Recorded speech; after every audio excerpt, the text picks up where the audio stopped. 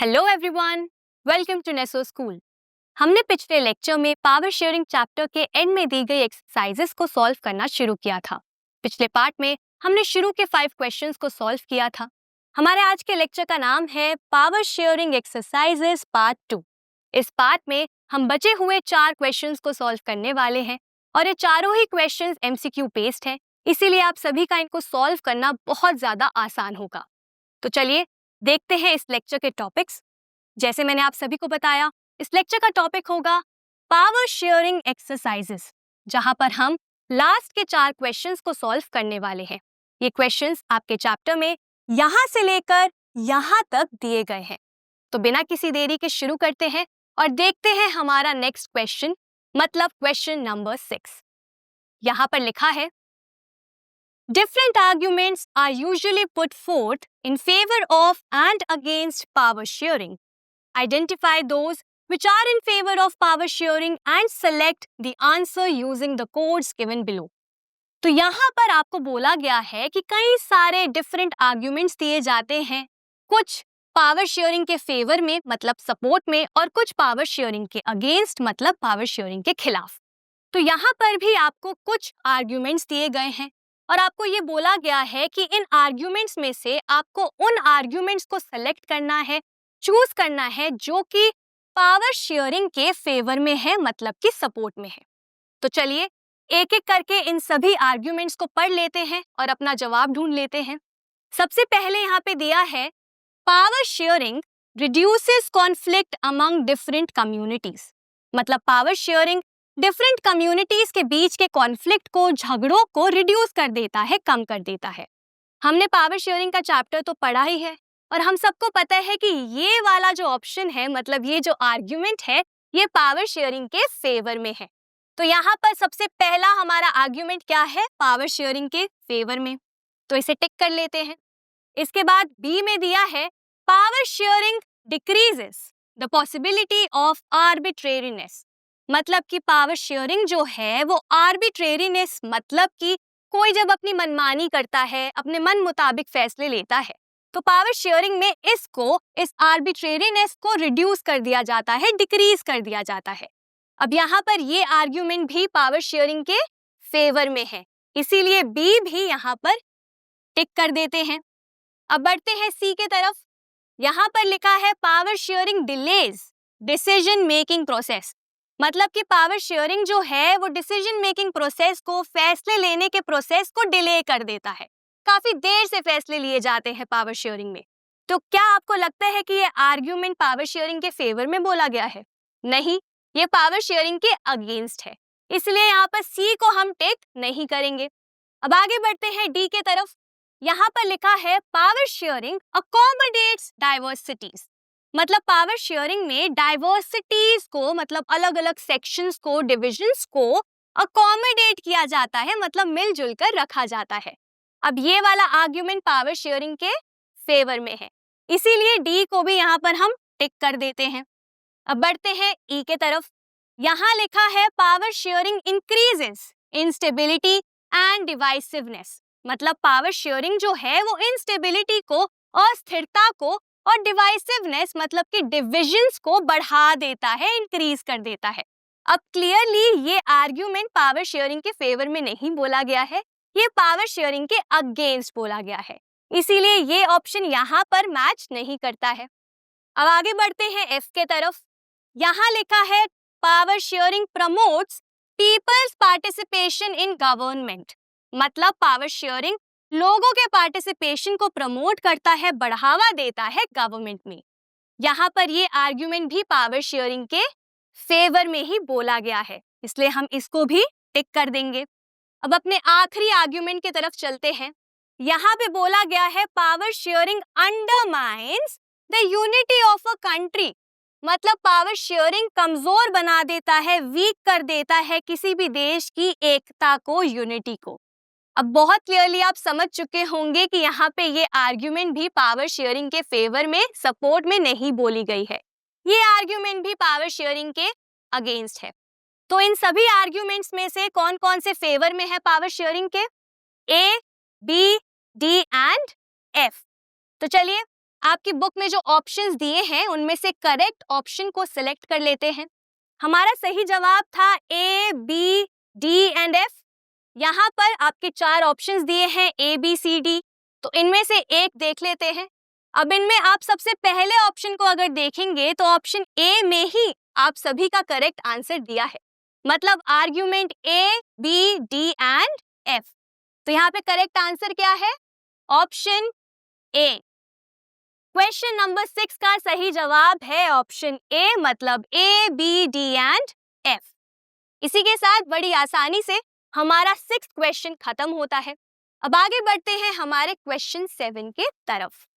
यहाँ पर लिखा है, consider the following statements about power sharing arrangements in Belgium and Sri Lanka. मतलब यहाँ पर बोला गया है कि आपके पास 4 स्टेटमेंट्स हैं बेल्जियम और श्रीलंका के पावर शेयरिंग अरेंजमेंट्स के बारे में। अब आपको क्या करना है? Which of the statements given above are correct? मतलब आपको चूज करना है कि इन चारों स्टेटमेंट्स में से कौन सी स्टेटमेंट्स करेक्ट है, मतलब कि सही बोली गई हैं।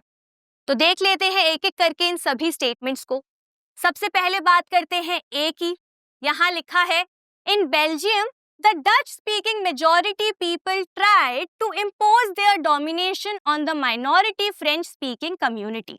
मतलब यहाँ बोला गया है कि बेल्जियम में जो डच भाषा बोलने वाली मेजॉरिटी थी वो कोशिश कर रही थी इम्पोज करने की अपने डोमिनेशन को फ्रेंच भाषा बोलने वाली कम्युनिटी के ऊपर, मतलब वो अपना दबदबा क्रिएट करने की कोशिश कर रही थी।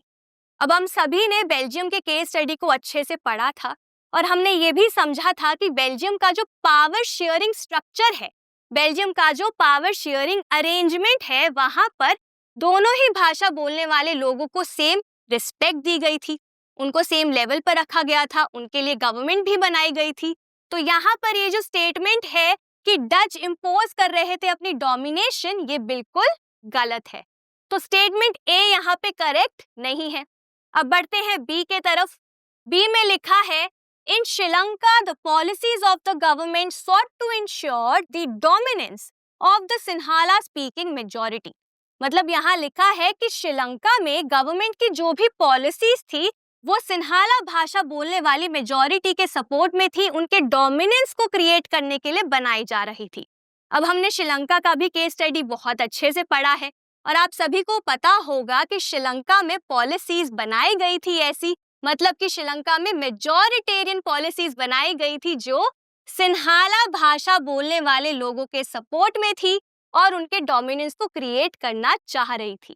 इसीलिए हमारा स्टेटमेंट बी बिल्कुल ही करेक्ट है, सही है। अब सी की तरफ चलते हैं। यहाँ पर लिखा है, the Tamils in Sri Lanka demanded a federal arrangement of power sharing to protect their culture, language and equality of opportunity in education and jobs. मतलब कि श्रीलंका के जो तमिल भाषा बोलने वाले लोग थे वो ये डिमांड कर रहे थे कि उन्हें एक फेडरल अरेंजमेंट चाहिए पावर शेयरिंग का, ताकि वो अपने कल्चर को और भाषा को, लैंग्वेज को प्रोटेक्ट कर सके और साथ ही साथ इक्वालिटी आए एजुकेशन और जॉब्स की अपॉर्चुनिटी में। हमने पढ़ रखा है कि श्रीलंका में तमिल्स को तकलीफ थी इस बात से कि किस तरीके से मेजॉरिटेरियन मेजर्स को लिया जा रहा था, इसीलिए वो डिमांड कर रहे थे कि पावर को शेयर किया जाए। तो यहाँ पर ये जो स्टेटमेंट है, स्टेटमेंट सी, ये बिल्कुल करेक्ट है, तो इसको भी हम टिक कर देंगे। अब बढ़ते हैं आखिरी स्टेटमेंट की तरफ, स्टेटमेंट डी। यहाँ पर लिखा है, the transformation of Belgium from unitary government to a federal one prevented a possible division of the country on linguistic lines। मतलब जो ट्रांसफॉर्मेशन हुआ, जो बदलाव आया बेल्जियम में कि वो एक यूनिटरी गवर्नमेंट से एक फेडरल गवर्नमेंट बन गई, मतलब उन्होंने अपनी पावर को शेयर कर दिया, उसकी मदद से क्या हुआ? देश का बंटवारा नहीं हुआ, देश का बंटवारा नहीं हुआ लैंग्वेज के बेसिस पर। ये स्टेटमेंट भी बिल्कुल करेक्ट है, बिल्कुल सही है, क्योंकि बेल्जियम की जो भी अरेंजमेंट्स थी उसके थ्रू, उस ट्रांसफॉर्मेशन के थ्रू डिवीजन नहीं हुआ देश का। तो ऑप्शन डी भी हमारा यहाँ पे करेक्ट है।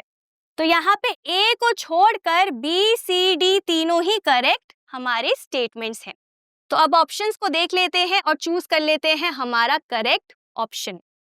यहाँ पर आपको 4 ऑप्शंस दिए हैं ऑप्शन ए में लिखा है A B C and D. अब हमें पता है कि जो स्टेटमेंट ए है वो बिल्कुल गलत है, तो यहाँ पर ऑप्शन ए तो नहीं होगा। ऑप्शन बी की तरफ चलते हैं तो यहाँ पर भी ए दिया है जो कि गलत है, तो ऑप्शन बी भी एलिमिनेट हो जाता है, इसको भी हटा देते हैं। ऑप्शन सी की तरफ चलते हैं, यहाँ पर सी एंड डी दोनों दिया है जो कि सही है, लेकिन यहाँ पर बी नहीं दिया है, इसलिए ऑप्शन सी भी सही नहीं है।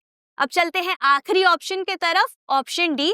यहाँ पे करेक्ट आंसर दिया है, यहाँ पे है बी सी एंड डी जो कि हमारी करेक्ट स्टेटमेंट्स हैं, इसीलिए हमारा ऑप्शन डी यहाँ पर सही जवाब है।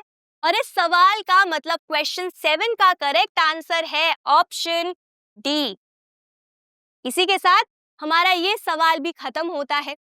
अब आगे बढ़ते हैं क्वेश्चन 8 के तरफ। यहाँ लिखा है match list 1 forms of power sharing with list 2 forms of government and select the correct answer using the codes given below in the list. मतलब यहाँ पर आपको दो कॉलम्स दिखाई दे रहे होंगे, ये एक मैचिंग वाला क्वेश्चन है, आपको मैच करना है। यहाँ दो कॉलम्स हैं, एक में लिस्ट 1 है जहाँ पर आपके फॉर्म्स ऑफ पावर शेयरिंग है कि पावर शेयरिंग के क्या क्या फॉर्म्स होते हैं, दूसरी तरफ लिस्ट 2 है जहाँ पर गवर्नमेंट के फॉर्म्स के बारे में लिखा गया है। अब आपको मैच करना है लिस्ट 1 को लिस्ट 2 से। तो सबसे पहले लिस्ट 1 का सबसे पहला ऑप्शन देख लेते हैं। यहाँ लिखा है power shared among different organs of government, मतलब पावर को जब शेयर किया जाता है गवर्नमेंट के डिफरेंट ऑर्गन्स के बीच में। अब हमें इसको मैच करना है ए बी सी डी में से एक से। तो पहले ए बी सी डी को समझ लेते हैं। ए है कम्युनिटी गवर्नमेंट जो कि बेल्जियम में बनाई गई थी कम्युनिटीज में पावर को शेयर करने के लिए, ग्रुप्स में पावर को शेयर करने के लिए। बी है सेपरेशन ऑफ पावर्स जहां पे इक्वल पावर्स डिवाइड की जाती हैं ऑर्गन्स के बीच में। ऑप्शन सी है कोएलिशन गवर्नमेंट, मतलब कि गठबंधन सरकार, मतलब जब पार्टीज आपस में पावर को शेयर कर देती हैं। और फोर्थ है डी है फेडरल गवर्नमेंट, मतलब कि जब पावर को गवर्नमेंट के अलग अलग लेवल्स में डिवाइड किया जाता है। तो अब आप समझ ही गए होंगे इसका करेक्ट आंसर क्या है। तो 1 का करेक्ट आंसर है बी, मतलब सेपरेशन ऑफ पावर्स, जहां पर पावर को अलग अलग ऑर्गन्स के बीच में बांटा जाता है। उसके बाद देखते हैं सेकंड है power shared among governments at different levels, मतलब जब पावर को गवर्नमेंट के अलग अलग लेवल्स में शेयर किया जाता है, डिवाइड किया जाता है। मैंने अभी आपको एक हिंट दिया था, इसका सही जवाब है डी, मतलब कि फेडरल गवर्नमेंट जहां पे पावर को लेवल्स के बीच में डिवाइड किया जाता है। थर्ड है power shared by different social groups, मतलब कि जब सोशल ग्रुप्स के बीच में पावर को शेयर किया जाता है। ये बहुत ही आसान है, इसका सही जवाब क्या है? ऑप्शन ए, मतलब कम्युनिटी गवर्नमेंट। इसके बाद आखिरी बचा है पावर शेयर्ड बाय 2 और मोर पॉलिटिकल पार्टीज, मतलब जब पॉलिटिकल पार्टीज के बीच में पावर को शेयर किया जाता है। अब वैसे तो एक ही ऑप्शन यहाँ पर बचा है, लेकिन ये बहुत आसान भी था। इसका सही जवाब है सी, कोएलिशन गवर्नमेंट। तो मतलब थर्ड का आंसर है ए, फर्स्ट का आंसर है बी, 4 का आंसर है सी और 2 का सही आंसर है डी। अब फटाफट अपने ऑप्शंस में सही ऑप्शन को सिलेक्ट कर लेते हैं। हमारा करेक्ट ऑप्शन दिया है ऑप्शन सी में, मतलब 1 का आंसर बी है, 2 का डी, 3 का ए एंड 4 का सी। तो करेक्ट आंसर सी है। इसी के साथ क्वेश्चन 8 का करेक्ट आंसर क्या है? Option C. अब बढ़ते हैं आखिरी सवाल के तरफ, क्वेश्चन 9 के तरफ। यहाँ पर दिया है consider the following 2 statements on power sharing and select the answer using the codes given below. मतलब यहाँ पर आपको 2 स्टेटमेंट्स दी गई हैं ए एंड बी। क्वेश्चन क्या है? Which of these statements are true and false. मतलब यहाँ पे जो दोनों स्टेटमेंट्स हैं आपको ये चूज करना है, ये बताना है कि इन दोनों स्टेटमेंट्स में से कौन सी स्टेटमेंट ट्रू है, मतलब सच है, और कौन सी फॉल्स है, मतलब गलत है। तो पढ़ लेते हैं इन स्टेटमेंट्स को। सबसे पहली स्टेटमेंट कहती है that power sharing is good for democracy, मतलब पावर शेयरिंग डेमोक्रेसी के लिए बहुत अच्छी है। हमने पूरे चैप्टर में यही पढ़ा है कि पावर शेयरिंग बहुत अच्छा होता है डेमोक्रेसी के लिए, इसलिए हम सब ये जानते हैं कि यहाँ पर जो ए है वो बिल्कुल सही है, मतलब ट्रू है।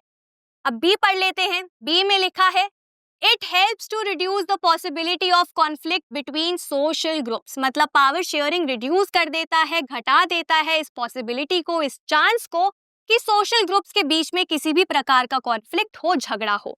हमने बेल्जियम और श्रीलंका के एग्जाम्पल से ये समझ लिया है कि पावर शेयर करने से सोशल कॉन्फ्लिक्ट जो है वो कम हो जाते हैं। इसीलिए आप सब ये जानते होंगे कि स्टेटमेंट भी यहाँ पर ट्रू है। तो अपना ऑप्शन देख लेते हैं।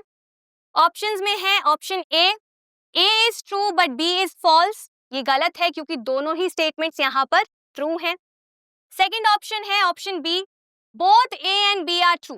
अब ये ऑप्शन बिल्कुल सही है क्योंकि यहाँ पर दोनों ही स्टेटमेंट्स को ट्रू बताया गया है।